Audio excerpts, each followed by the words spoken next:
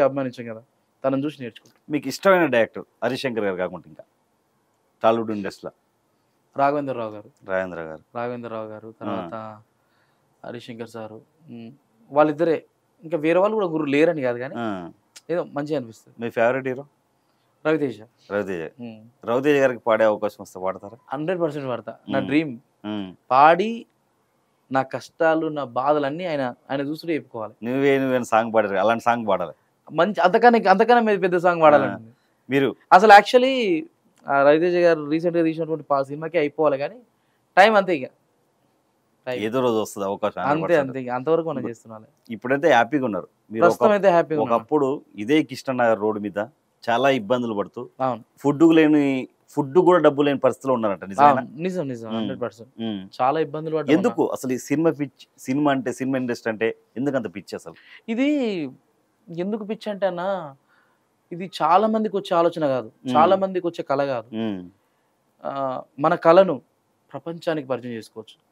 మన టాలెంట్ అంటే ప్రతిది ఏదున్నా, ఒక సింగింగ్ పరంగా రా, ఒక హీరో పరంగా రా. నువ్వు హీరో అని అద్దం ముందర చూసుకొని ఇంట్లోనే ఉంటే ఎట్లా? ఊరంతా నేను గుర్తించాలి కదా, ప్రపంచం అంతా నీకు నువ్వు ఎవరైనా తెలియాలి కదా. మరి ఊర్లో ఉంటే అవుతుందా? అది కేవలం సినిమా ఫీల్డ్ ద్వారానే ఎక్కువ ఫోకస్ అవుతాం.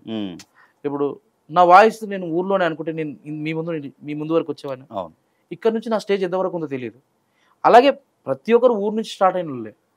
సినిమా ఏంటంటే ఇక అంతే అన్నది, అదొక ప్రాణం, అదొక ఊపిరి అంతే. ఇక ప్రతి ఒక్కరు కొన్ని లక్షల మంది ఇక్కడ వచ్చి పెళ్ళిళ్ళు చేసుకోకుండా రూములు పెట్టుకొని ఇంకా ఉన్నారంటే వాళ్ళకు ఒక నమ్మకం, ఏదో ఒక రోజు నేను లైమ్ లైట్లోకి రాకపోతున్నా, ఏదో ఒక రోజు ఈ డైరెక్టర్ నన్ను గుర్తించకపోతున్నా. ఇప్పటికీ నేను ఇంత పేరు వచ్చినప్పుడు కూడా ఎవరో ఒకరు నన్ను పిలవరా అని ఇంకా వెయిట్ చేస్తున్నా, ఇంకా చేస్తూనే ఉన్నా. సినిమా ఇండస్ట్రీ బెస్ట్ అంటారా, యూట్యూబ్ బెస్ట్ అంటారా ఇన్కమ్ పరంగా?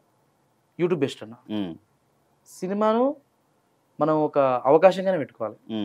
మనం దాన్ని ఒక ఇన్స్పిరేషన్గా పెట్టుకొని యూట్యూబ్ను ఒక జాబ్ లాగా పెట్టుకొని చేస్తే అదిరిపోద్ది. ఎందుకంటే నీకు ఫైనాన్షియల్గా ప్రాబ్లం ఉండదు. నువ్వు నచ్చిన డ్రెస్సింగ్ వేసుకోవచ్చు, నచ్చిన కార్లో తిరగవచ్చు. యూట్యూబ్ అనేది ఒక ఇన్కమ్ సోర్స్గా పెట్టుకొని, ఒక మంచి ఇదిగా పెట్టుకొని, మంచి ఆల్బమ్స్, వ్లాగ్స్ ఏది చేసినా ఫ్రీ కంటెంట్. ఇప్పుడు సపోజ్ మీరు ఇంటర్వ్యూ చేస్తారు, ఇట్లా కూడా మంచి మాటలకు కూడా విలువ అయితే దాంట్లో కూడా పైసలు వస్తాయి. అసలు మల్టిపుల్. ఇప్పుడు యూట్యూబ్ అంటే లేదంటూ లేదు.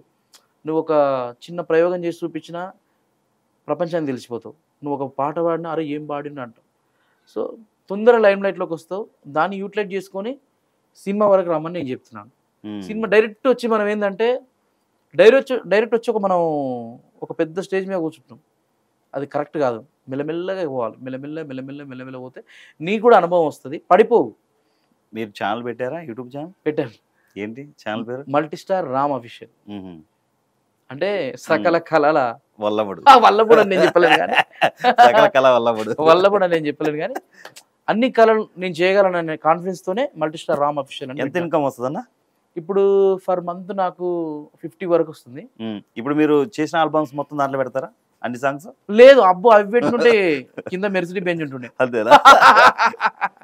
పర్లేదన్న, దేవుని దయ వల్ల నేను కూడా ఒక కార్లో, నాకంటే ఒక ఇల్లు, నాకంటే ఒక ఇది, ఈరోజు నేను ఒక మంచిగా పెళ్లి చేసుకుని హ్యాపీగా ఉన్నానంటే యూట్యూబే. నేను ఇచ్చినటువంటి ప్రొడ్యూసర్లకు ఇచ్చినటువంటి పాటలే నా రెమ్యునేషన్తోనే నేను ఇంతవరకు ఉన్నాను. నిజంగా నేను ఇవన్నీ పాటలు మా ఛానల్నే కనుకుంటే మేమే ప్రొడక్షన్ చేసుకొని మా ఓన్ కంపెనీ ఉంటే మీరు అన్నట్టుగా 100% కోట్లలో ఉండేవాడిని.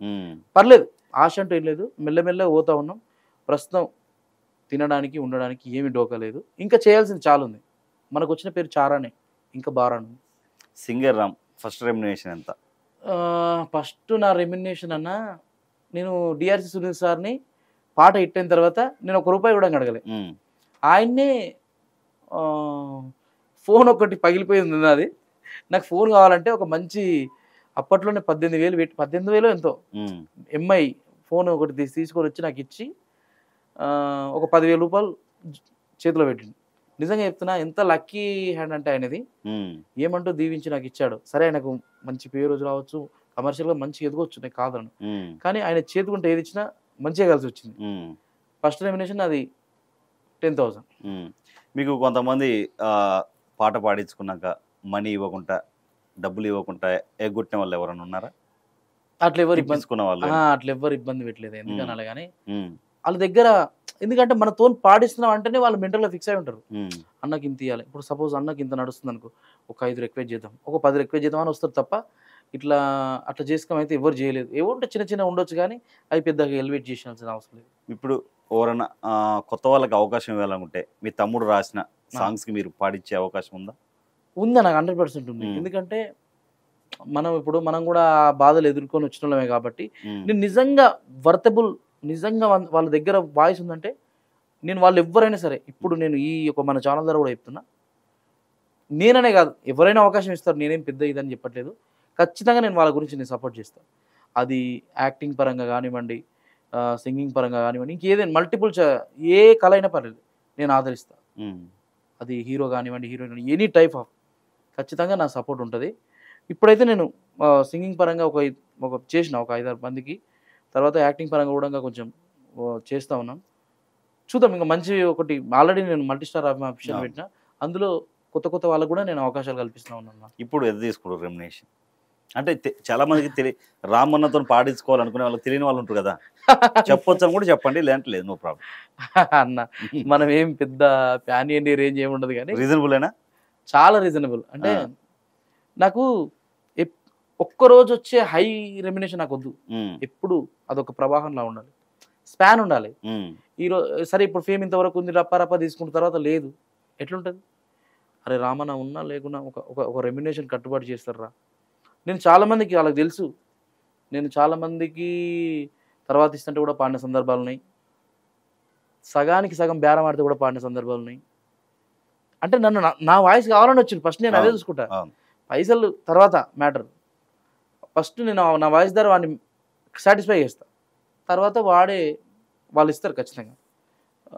రెమ్యునేషన్కి పెద్ద ప్రియారిటీ ఏమి ఇవ్వను, అలాగని నేను ఫ్రీగా వాడతాను చెప్పాను. కానీ లేకుంటే మనం డబ్బులు తీసుకోకుండా వాడితే మనం సస్టైన్ కాలేం కదా. సో వాళ్ళ పరిస్థితులను అనుగుణంగానే నేను తీసుకొని చేస్తూ ఉంటాను. ఈ సంవత్సరంలో రాము ఏదన్నా సినిమాలో, మూవీస్లో పాడే అవకాశం ఉందంటారా? మేము చూడొచ్చా? మీ నోటి వాక్ అట్లే నిజంగానే ఇక చేస్తున్నామన్నా. ఇప్పుడు మీకు తెలుసు అన్న, మీరు ప్రయత్నం మీరు చేస్తారు, శత విధాల ప్రయత్నాలు చేస్తున్నాం. ఇప్పుడు ఏంటంటే సముద్రం ఇది, మనం ఎంత ఒక రవ్వంత, అందరినీ కానీ మెప్పించాలి, అందరితో ఇచ్చేయాలంటే ఇప్పుడున్న ఇది దాంట్లో చేస్తున్నాం. కానీ వస్తుంది అన్న మీరు అన్నట్టుగా, ఏదో ఒక రోజు ఖచ్చితంగా మాత్రం ఒక పెద్ద సినిమా హీరోకి వాడతా, పెద్ద ప్రొడక్షన్లో అయితే వర్క్ చేస్తా. ఆ తర్వాత నా లైఫ్ ఎట్లుంటుంది అనేది మీరు చూద్దరు. కానీ ఈ యూట్యూబ్లో అయితే మీరే పెద్ద సముద్రం. థ్యాంక్ యూ అన్న, సీరియస్లీ. మీకు